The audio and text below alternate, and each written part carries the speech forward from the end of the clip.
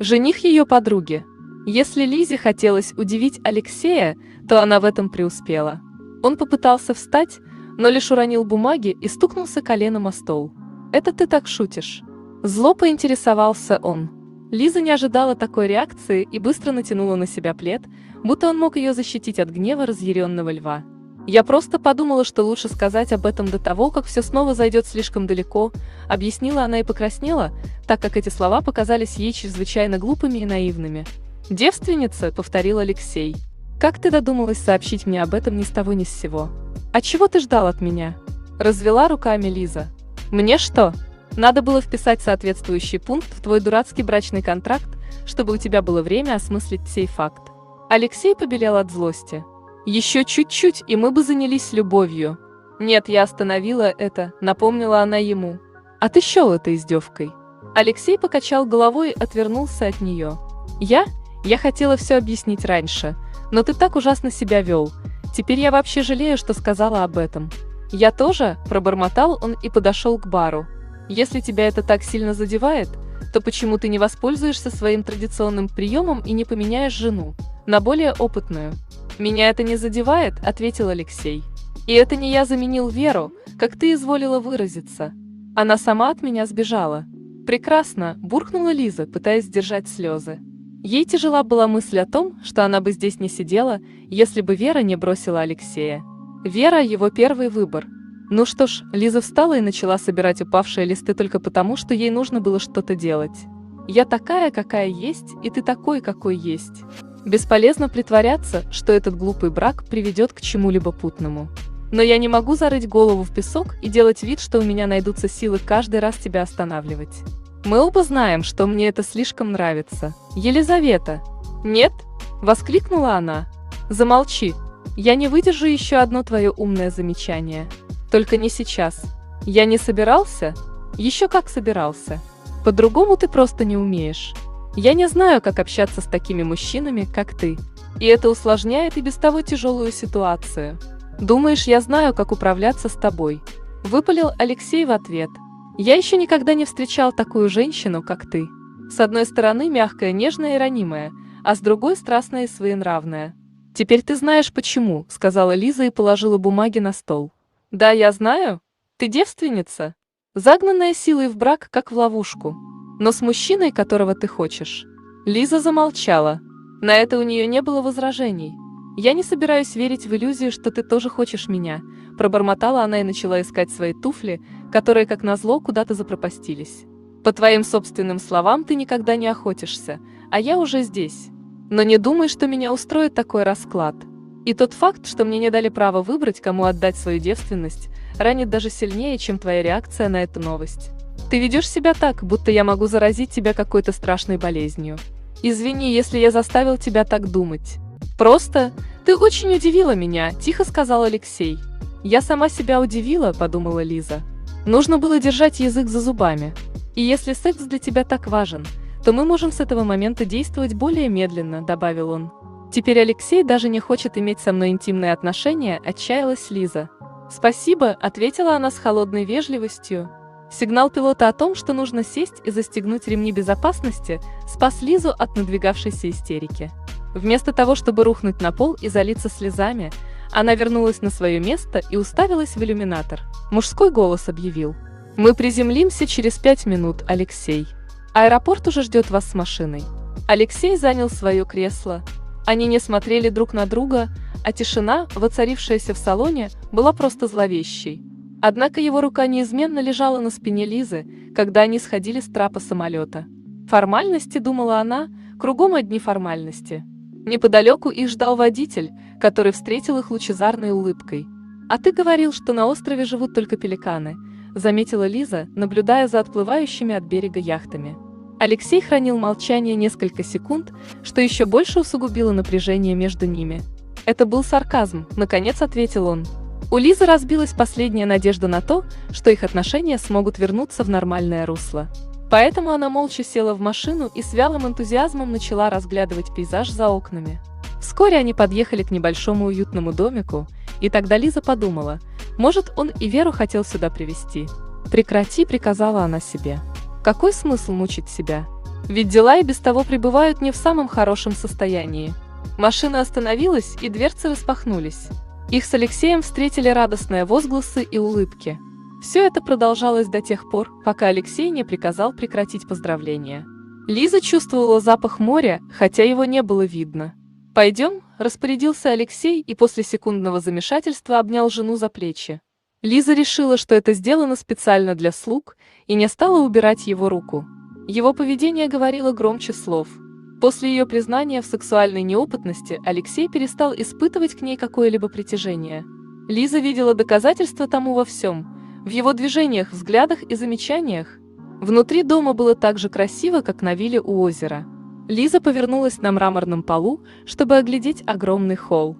«Я познакомлю тебя со всеми завтра, дорогая, но этого человека не могу не представить, Нина».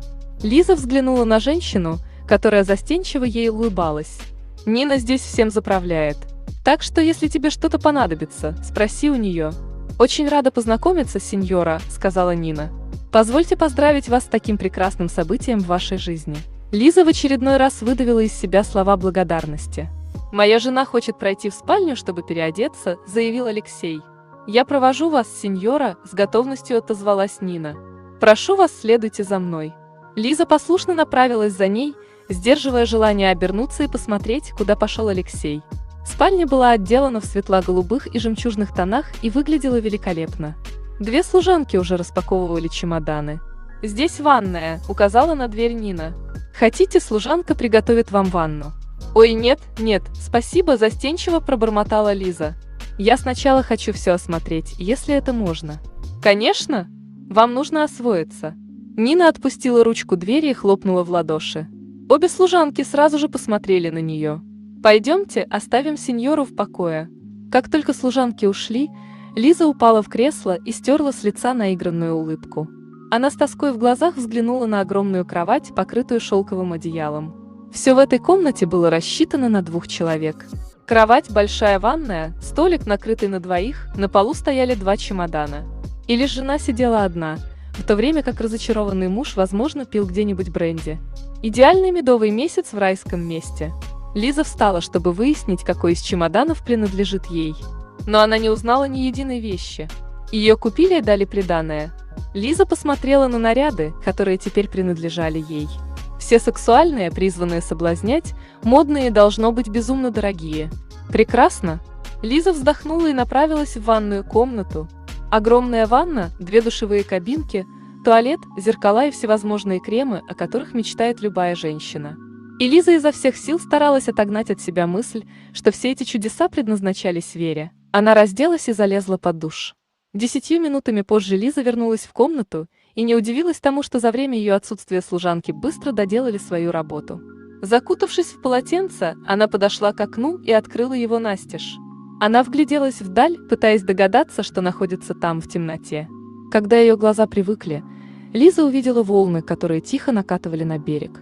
«Если ты будешь долго стоять у окна, тебя покусают москиты», — услышала она голос Алексея, стоявшего внизу около веранды. «Не будь таким занудой. Иначе я найду бутылку бренди и буду наслаждаться жизнью».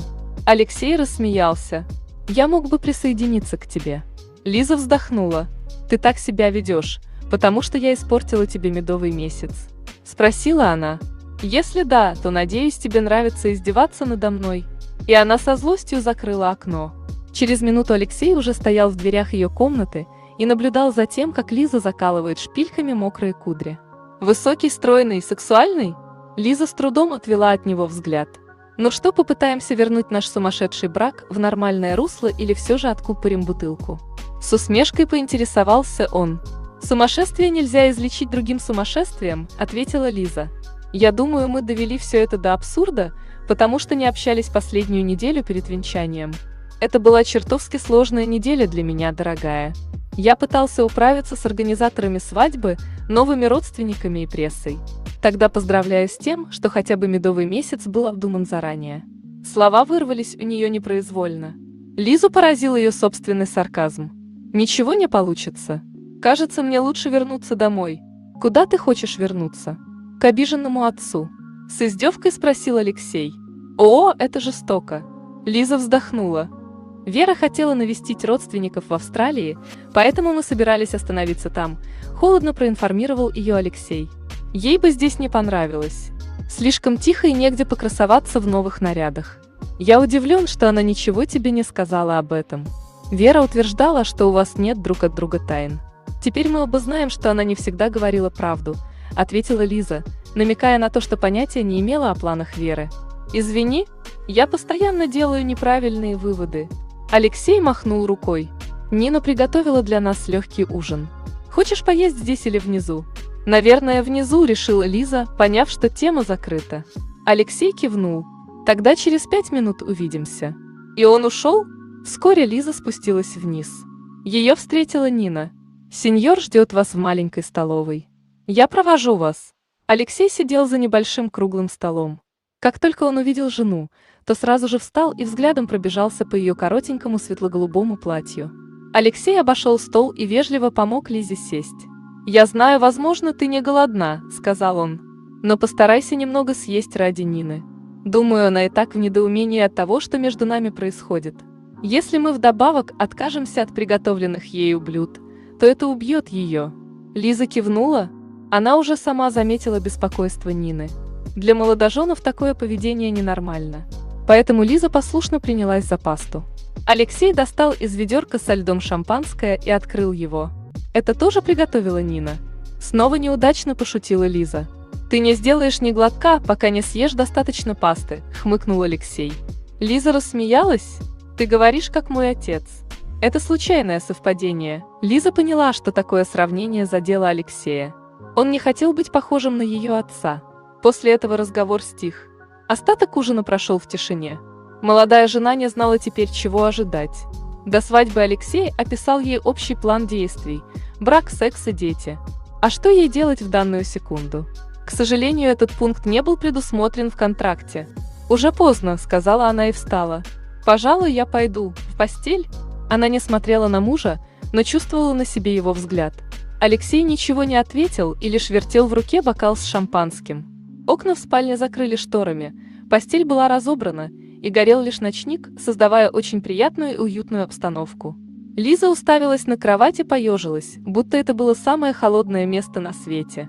Быстро переодевшись в шелковую ночнушку, Лиза нырнула в постель. Она не посмотрелась в зеркало. Ей не хотелось видеть то, что написано на ее лице. Поэтому она легла на подушку и закрыла глаза, желая поскорее уснуть. Однако беспокойный сон забрал ее в свое царство лишь спустя несколько мучительных часов размышлений и воспоминаний.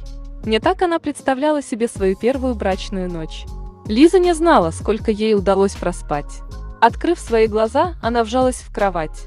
Конец 5 части.